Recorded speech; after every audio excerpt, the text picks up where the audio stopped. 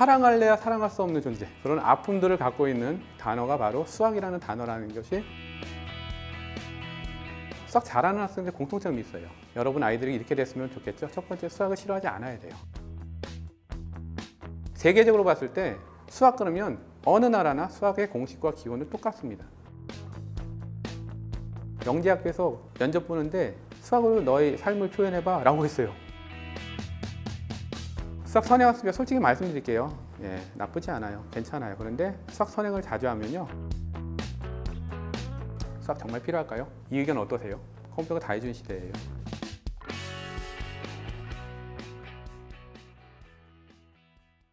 제목은 4차 산업시대와 수학이고요. 자, 수학하면 여러분들 머릿속에 수학 딱 하면 어떤 단어가 떠오르세요? 수학, 계산, 어렵다, 수포자. 네, 저 다 우울하고 힘든 단어죠. 실제로 어떤 학교 엄마 모임에서 수학하면 떠오르는 단어 적어주세요 그랬더니 막 적었어요. 뭐 읽어보시면 벽. 특이한 단어 있지 않으세요? 미운 남편 보이시나요? 왜 그럴까요? 뭐만 하려면 하지 마. 그리고 내가 좋은 대학 가려는데 수학이 하지 마. 그리고 못 가. 그런 식으로 자기의 진로나 혹은 사랑할래야 사랑할 수 없는 존재, 그런 아픔들을 갖고 있는 단어가 바로 수학이라는 단어라는 것이 제가 생각했던 겁니다. 그렇다면 또 결론이죠. 수학 잘하는 학생들 공통점이 있어요. 여러분 아이들이 이렇게 됐으면 좋겠죠. 첫 번째, 수학을 싫어하지 않아야 돼요. 수학을 싫어하지 않으면 수학을 잘할 수 있고요. 또 하나 키포인트는요, 인내와 끈기입니다. 이거는요, 제 얘기가 아니고요, 과학고 선생님이에요. 20년 동안 수학 교사하시는 분이 자기가 영재들도 맡아봤고, 본인이 예전으로 얘기하면 공업고등학교라는 굉장히 수학 때문에 공부를 안 한다고 생각했는데 공학을 또 전공하는 친구를 봤더니 수학을 결국 싫어하지 않으니까 결국은 언젠가 수학을 하더라. 그리고 자기 자신이 선택한 것에 대해서 인내와 끈기가 있어요. 특히 아드님 가지신 어머님들 보면 우리 애 끈기가 없어요 라고 하시는 분 혹시 동네 PC방을 가보시면 인내와 끈기에 집념의 한국인들이 거의 막 모여있죠. 우리나라의 미래죠. 수학을 왜 공부할까요? 왜 공부한다고 생각하세요? 고등학생 아이들한테 물어봤어요. 아주 지혜로운 대답을 했어요. 첫 번째, 대학 가려고. 두 번째는요, 재미있어서. 세 번째는 남들이 다 하니까요고요. 이 대답이 되게 엉성한 것 같은데 곰곰이 한번 생각을 해보세요. 여러분, 대학을 가려고 하는 과목에 끼고 싶은 과목들이 사실은 너무 많아요. 혹시 요즘에 코딩 많이 유행하죠? 코딩이 최근에 초등 코딩이라고 해서 과목으로 올라갔는데 그래도 부족하다고 해요. 왜 그러냐면 교과가 아니면 공부를 안 시킵니다. 그래서 학원들이, 코딩 학원들이 굉장히 어렵다는 얘기가 있어요. 두 번째는요, 재미가 또 있어요. 수학처럼 답이 똑똑 떨어지는 게 없어요. 그렇죠? 국어는 이거 같고 저거 같은데 수학은 딱 해서 OX죠. 세 번째는요, 남들이 다 하니까 합니다. 그런데요, 이 아이들의 대답들이 사실은 여기 계신 어머님들 혹은 저도 포함해서 저희도 학생 때 다 수학을 공부했던 이유고요. 시작했던 이유고요. 수학을 좋아하고 싫어하게 된 시작의 이유였어요. 또 하나는요, 이 세 가지가 모두 글로벌리하게 통용되는 말이에요. 대한민국만 그렇다고 생각해서 우리나라 교육이 잘못됐다고 생각하는 친구들도 있겠지만 세계적으로 봤을 때 수학 그러면 어느 나라나 수학의 공식과 기본은 똑같습니다. 그래서 만국 공용어가 영어라고 생각하지만 그렇지 않아요.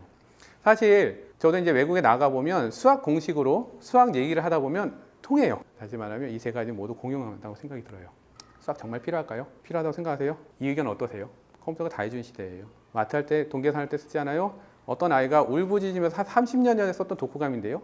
지금은 굉장히 근본적인 질문이 됐어요. AI 시대죠. 빅데이터 시대입니다. 지금 여러분이 활동하고 있는 이 공간에 누군가는 여러분의 데이터를 수집하고 있어요. 여러분 여기 어떻게 오셨어요? 내비 찍으셨죠? 거기 전화번호 있겠죠? 이분은 키디빌리지에 몇 시 몇 분에 와 있겠구나 라고 인식을 할 겁니다. 혹시 인천공항 가보셨어요? 인천공항 가면 자동으로 로밍 이렇게 뜨는 거 혹시 겪으셨나요? 어떻게 알지? 겁이 나죠?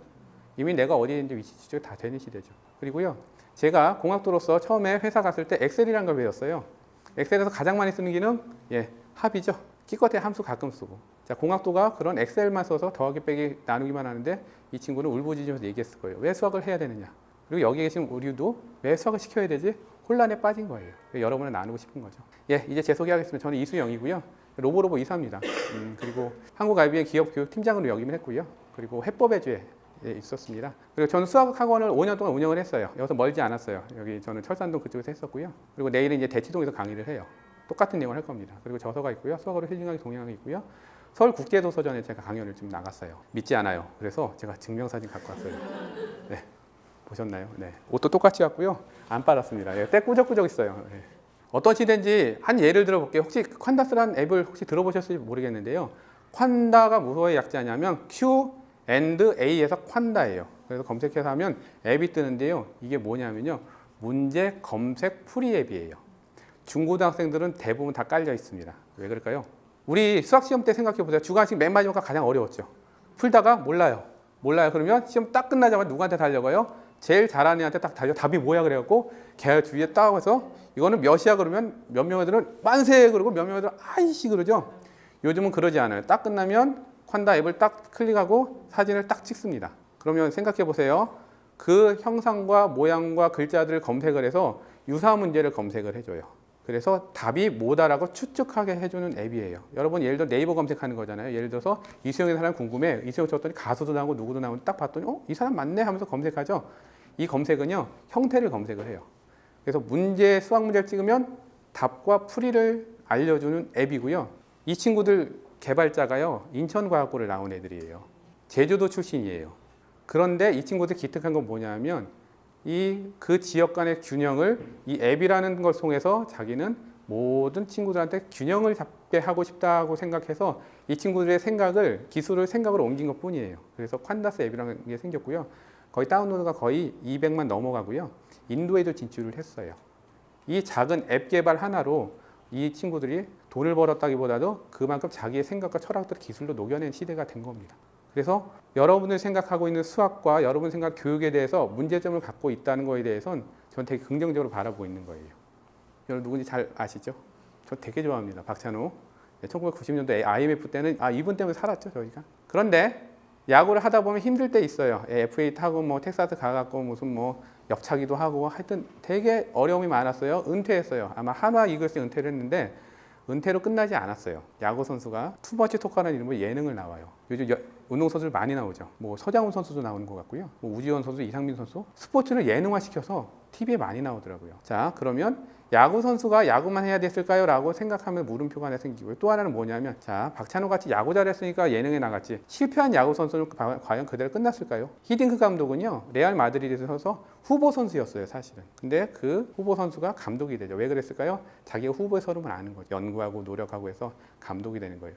인생은 그렇게 언제 바뀔지 모르는 거죠. 그래서 일단은 여기 계신 어머님들한테 또 우리 아이들한테 보여줄 것은 인생은 길다예요. 그리고 앞으로 여러분의 아이들은 직업을 적어도 6번을 바꾸는 시대가 될 겁니다. 그걸 생각하시고 한 번, 두 번 생각하시면 될 것 같습니다. 교육 이야기로 가볼게요. 아이고, 이건 무슨 사진일까요? 추억팔이 해볼까, 추억팔이? 네, 몇 년도 나오죠? 1983년도 대학 입학 시험이고요. 이거는요, 어떤 분 같으세요? 우리 오빠, 삼촌? 네, 서울대학교 합격했을 때 세상 다 가진 것 같죠? 그래서 우리에게는 사실은 이런 성공의 기쁨이 입학과 관련이 되어 있어요. 1970년대 국민학교실이에요. 우리나라입니다. 여러분 어렸을 때예요. 아닌가 전가요? 네. 다 이렇게 먹고 우리가 공부를 똑같이 하고 살았습니다. 어느 나라 같으세요? 인도예요. 밖에서 시험을 봅니다. 10학년이고요. 이 친구들이 모여갖고 시험을 보고 있는 거죠. 즉 인도에도 교육이 이렇게 되겠죠. 또 어느 나라일까요? 중국이에요. 예. 다시 말하면 전 세계에서 교육은 공통적인 테마예요. 문제 풀고 합격하고 성공하고 그런 것들을 꿈꾸며 아이들을 키우는 거죠. 그러면 이거 감성팔이 사진으로만 볼 수도 있겠지만 데이터로 한번 볼 거예요. 네이버 데이터 랩 한번 볼 거예요. 자, 네이버 데이터 랩은 뭐냐면 네이버에서 만든 검색어 빅데이터 사이트 프로그램이에요. 검색어 추이, 초등교육 관련이에요. 자, 검색어 추이인데요. 로봇이에요. 저희가 로봇을 했는데 특이하죠. 뭐가 팍 튀죠. 언제 튈까요? 12월이에요. 12월에 제일 많이 검색이 돼요. 왜 그럴까요? 네, 겨울방학, 크리스마스 선물. 26일 날 로봇 오면 큰일 나죠. 꼭 산타 할아버지가 있어야 되니까. 그래서 검색어가 막 난리 나죠. 그래서 저희 회사가 지금 이제 준비하고 있고요. 초등 교과인데요. 영어, 수학 억지로 꼈어요. 코딩 로봇. 누가 1등일까요? 영어가 1등이고요. 수학 그리고 코딩하고 로봇은 사실 저 밑이에요. 그러면 여기 계신 어머님들 대부분 다 영어, 수학에 꽂혀 있다고 저희는 보겠죠. 우리 영어 안 시켜, 수학 안 시켜. 거짓말입니다. 초등수학 중에서는요, 어머님들 대상으로 초등수학, 사고력 수학, 창의 수학, 교구 수학, 융합 수학 네 가지로 한번 분석해 보면요, 실제로 저희도 놀란 결과인데 초등수학보다 사고력 수학이라고 하는 것들이 검색어가 많아요. 그 결과는 뭐냐면 마케팅의 결과일 수도 있고요, 혹은 여러 가지 카페라든지 활동하는 것에 사고력 수학이 최고라는 그 결과가 나온 거죠. 수학 브랜드 여러분 아는 거 뭐 있으세요? 여기에 보면 팩토, 아이스크림 홈런, 슈필마테, 해법 수학 순서대로 이렇게 검색어가 나와요. 그래서 내가 1등이야, 내가 1등이야, 내가 1등이야, 다들 1등이라고 부르지만 이리 와보세요. 검색어 한번 봅시다. 그러면 다 나오죠. 근데 이 검색어가 어떻게 나왔을까요? 여러분의 하나하나의 행동들이 다 모여서 이미 네이버는 알고 있는 거예요. 우리를 알고 있어요. 우리가 얼마나 쓰는지 알고 있고요. 지금 AI가 현재 그렇게 와 있는 시대죠. 4차 산업시대 수학이에요. 그러면 창의융합형 인재 첫 번째가 4차 산업혁명이라는 단어가 있고요. 두 번째는요, 초등 코딩교육 의무화 많이 들어보셨을 거고요. 셋째가 잘 드러나지 않지만 수학교육과정 개편이 2015년에 일어났어요. 그런데 이 세 가지를 사실 탈탈 털면 결국 창의융합형 인재 양성을 하겠다는 게 최종 목표입니다. 그런데 여러분 이거 보면서 좀 화가 안 나셨나요? 저는 화 많이 났는데. 왜냐하면 국영수만 시켜야 되는데 또 코딩을 또 시켜? 돈도 없는데?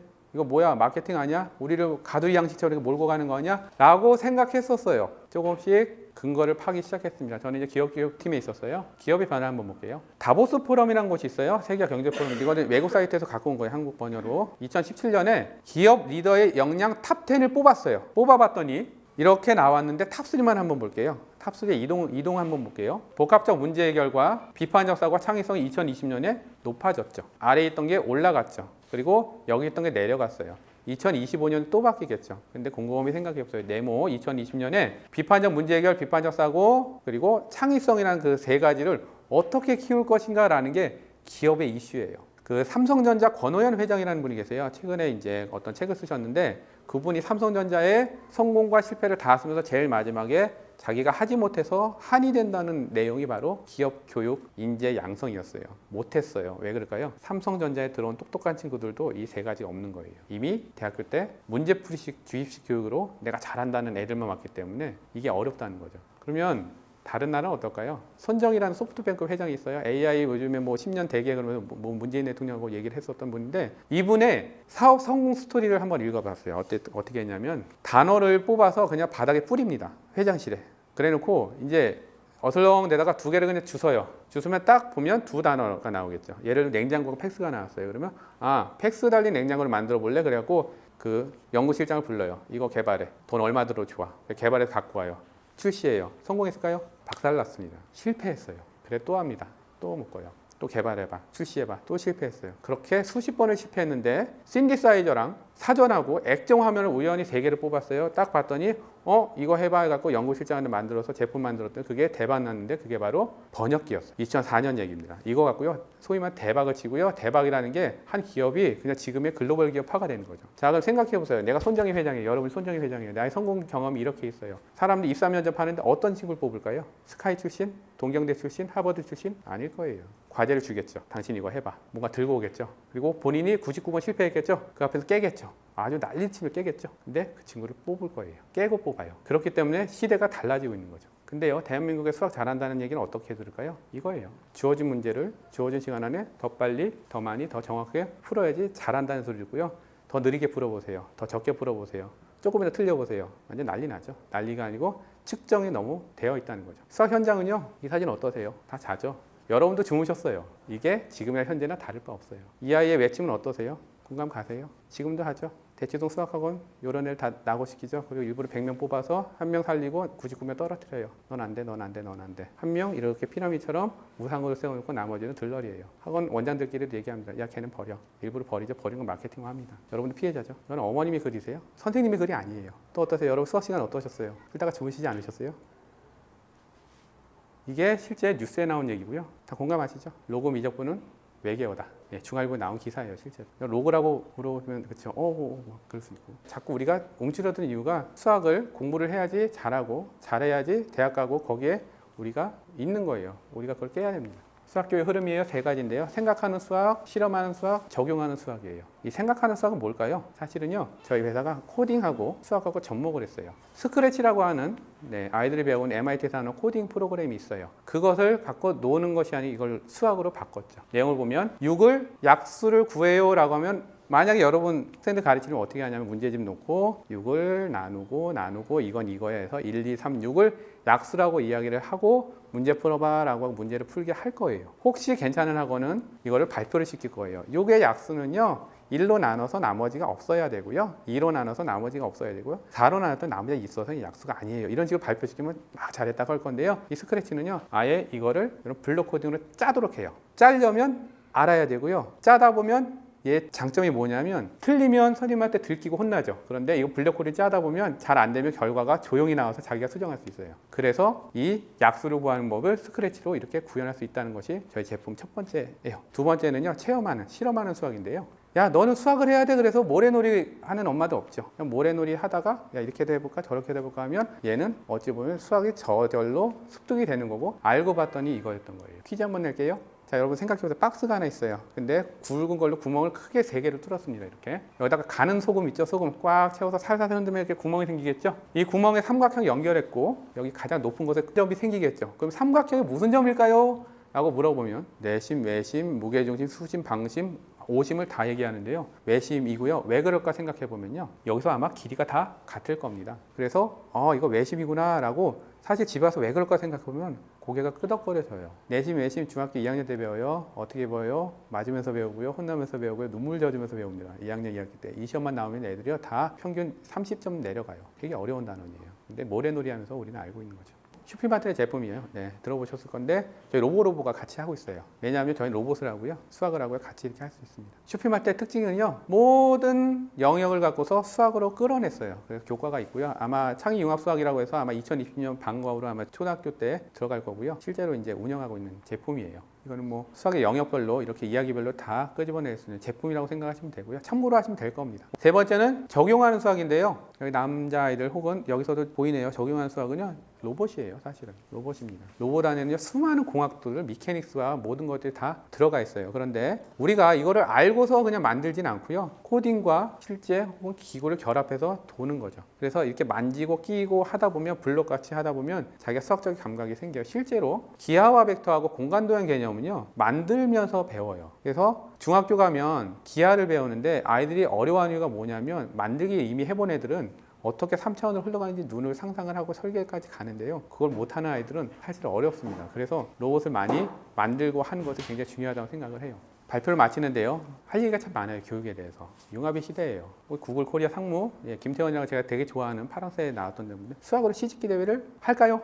과연 할까요? 예, 영재학교에서 면접 보는데 수학으로 너의 삶을 표현해봐 라고 했어요. 당황했는데 이 친구가 다행히 나 더하기 너는 우리예요. 그래갖고 통과했습니다. 네, 센스도 물어보고요. 쭉 읽어보시면 수학에 필요한 능력이에요. 수학에 센스를 길러주면 되는데 우리 자꾸 로직을 강조한다는 거예요. 답을 왠지도 모르는데 그냥 답을 내는 애들이 있어요. 그런 친구들 센스가 있는 건데 그거를 자꾸 풀이를 쓰라고 시켜요. 특히 남학생 글도 못 쓰는데 쓰라고 시켜요. 보면 되는데 알면 되는데. 그래서 우리는 센스를 생략하고 자꾸 로직만을 강요하진 않나 하는 이분이 누구냐면 수학상의 장훈 이사장. 이분은요 과학고 수학 교사들의 모임 가운데 최고 전문가세요. 수학 선행학습이요 솔직히 말씀드릴게요. 예, 나쁘지 않아요. 괜찮아요. 그런데 수학 선행을 자주 하면요 궁금함이 없어지고요 답만 기계적으로 하게 되죠. 그러면 어떤 아이가 돼요? 창의력이 없는 그런 일반 직원밖에 될 수가 없는 거죠.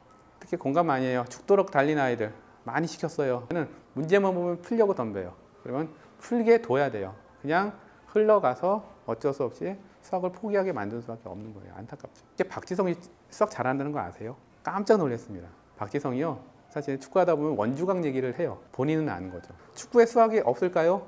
있습니다. 축구공에 수학이 없을까요? 있습니다. 축구 좋아하는 애들 수학을 못할까요? 있습니다. 왜 축구는 왜 최대가 가야 된다고 생각하시죠? 우리가 자꾸 깨야 돼요. 슈필마트의 저자, 하은의 소장 강연 중에 제가 따왔고요. 조아리의 창이에요. 상담학에서 굉장히 중요한 창 중에 하나인데 생각해 보세요. 나도 알고 너도 알아. 이건 공개됐다고 해요. 나 말 잘해. 너 참 말 잘하는 거. 말 잘하는 아이. 근데요. 나도 모르고 당신만 하는 경우였어요. 우리 어머님도 그 역할 하셔야 돼요. 우리 아이는 엄마 나는 되게 말도 못하는 것 같아. 근데 너는 앞에서 말하는 건 좀 어려워하지만 친구들 이렇게 보들피는 말은 참 잘하잖아. 그러면 이 친구는 상담가의 기질이 있는 거죠. 그렇게 발견시켜줘야 되는 거예요. 히든 영역은요. 나는 알지만 오픈하지 않아요. 이 친구들은 자기만의 세계에 갇혀 있는 거죠. 이런 친구는 어떻게 해야 될까요? 이 친구는요. 말보다 글을 쓰게 하는 거예요. 일기를 쓰고 글을 쓰고 블로그에 비밀글로 올리고 이웃 오픈하고 서로 이웃 오픈하고 그 다음에 오픈하다 보면 점점 확장 영역을 갖겠죠. 그리고 정말 중요한 건요. 잠재력이라는 게 있어요. 나도 모르고 너도 모르는 경우 있어. 지금 네가 이렇게 살고 있지만 나도 모르고 너도 몰라. 한번 같이 가보자. 그게 우리 교육자의 자세일 겁니다. 어떻게 읽히세요? 영어 단어. 어떻게 읽히세요? 이제 물어보면 겁나죠? 덕혜시라고 읽는 분은요. 이 글자를 얘는 H가 들어가야 된다고 이미 생각한 거고요. 이 글자에 A가 들어가야 된다고 생각한 거예요. 그래서 덕혜시라고 지각하신 분들은 자기의 생각들을 벌써 이미 고정해 놓고 거기에 끼워 맞추는 역할들을 하는 거예요. 그래서 우리가 수학을 바라볼 때 그렇다는 거죠. 수학은 국영수 과학 중에 하나야 라고 생각하는 입시 과목으로 생각하면 여전히 수학은 그 과목에 우리 속해 있는 거고요. 근데 수학을 다 떼어놓고 그냥 이 글자만 보면 사실은 글자가 똑같아요. 혼란스러워 써야 돼요, 사실은. 그래서 우리가 수학을 다시 보자는 얘기가 상향 처리, 하향 처리, 이거 감각과 지각, 심리학이 굉장히 아주 큰 주제기도 해요. 그럼 이렇게 보는 거죠. 그럼 보세요. 우리에게 수학이란 왼쪽이세요, 오른쪽이세요? 솔직히 말씀하세요. 국영수가 잘해서 우리 아이 서울대 가거나 그러고 싶은 거죠. 근데 아까 얘기했던 저커버그라든지 뭐 마이크로소프트 빌 게이츠는 저 오른쪽이었어요. 수학을 연산, 그래프, 규칙성 그것들을 하나하나 보지만 다 잘하지 않았어요. 하나만 얘기를 들면 여기 뭐 수열과 규칙성이 있죠. IT 하는 애들 이거의 전문가입니다. 딴 거는 잘 몰라요. 근데 IT 하는 애들은 이걸로 밥 벌어먹고 살아요. 왜냐하면 수학은 원리가 통하거든요. 그래서 우리 아이들이 배워야 4차 산업의 수학은 오른쪽에 있는 부분의 한 분야의 전문가가 되는 거예요. 그래서 우리가 문화적인 것들을 자꾸 보셔야 돼요. 내가 어떻게 수학을 인식하고 있는지를. 문제 해결력은요, 문제를 해결하는 게 아니고 문제를 정의하는 거예요. 예를 들어 실직한 아빠가 계시네요. 남편이 실직했어요. 내쫓아야죠. 돈도 못 버는데. 근데 이렇게 볼 수도 있어요. 아하, 시간이 많네. 쉬어. 그리고 남는 시간에 한번 하고 싶은 거 해봐. 용돈 주고. 마음은 그렇지만 문제는 돈이 없다. 그래서 자꾸 문제를 문제화해서 해결하지 못하는 방법이죠. 이게 기업의 역할이에요. 기업이 적자가 나요. 어떻게 할까요? 돈 끌어갖고 흑자를 만들어야 될까요? 아니에요. 적자 난 김에 우리 못한 거 좀 해보자라는 것도 사실 하나의 방법이겠죠. 자, T자형 이제 많이 들어보셨어요? 넓게, 깊게. 많이 물어보세요. 무엇부터 시작할까요, 이제? 저는 답을 내리고 싶어요. 여러분 T자 어떻게 쓰실 거예요? T자. 손을 써보세요. T자. 예, 그렇게 쓰시죠. 이렇게 써도 되겠죠. 이렇게 써도 되겠죠. 일단 시작하세요. 깊이 시작하든 넓게 시작하든 시작하고 점을 만나면 깊게 들어갈 수 있고요. 점을 만나면 넓게 갈 수도 있어요. 일단 시작하세요. 대치동 코딩 학원에 가서 똑같은 설명을 할 거예요. 코딩을 배우는데요. 세 단어가 있어요. 코더는요. 그냥 이렇게 타이핑만 하는 애를 코더라고 해요. 디벨로퍼는요. 자기 생각을 표현하는 친구예요. 그리고 아까 얘기했던 접커버그라든지 그리고 이제 빌 게이츠 분은 커넥터예요. 연결을 했죠. 자기의 커넥팅함과 연결하는 기술을 만나게 연결해서 우리 아이들은 사실 커넥터가 돼야 돼요. 그래서 자꾸 문제를 맞추고 틀리고가 아니라 내가 이걸 왜 배웠는지를 계속 깨닫게 하고 해야 된다는 거죠. 코딩은 언어예요. 그래서 코딩은 컴퓨터공학과 애들이 배우는 게 아니었어요. 국문과 출신이 코딩을 배우면요. 급식체 번역기를 만든대요. 영어연구가가 코딩을 배우면요. 프린세스 메이커. 아무것도 없는 사람이 옷을 입고 해서 프린세스 메이커 하는 그런 프로그램을 만든다고 합니다. 2015년 교육과정에서요. 여기 키워드 나오죠. 창의, 융합형, 인재, 양성하고 나와요. 이것을 위해서 여러 가지 수학 개편들이 일어났어요. 그리고 교육도 바뀌었어요. 근데 초, 중고 소프트웨어 과정 개편도 마찬가지예요. 다 왔고요. 예, 강의 끝났고요. 저는 이수영 이사였습니다. 감사합니다.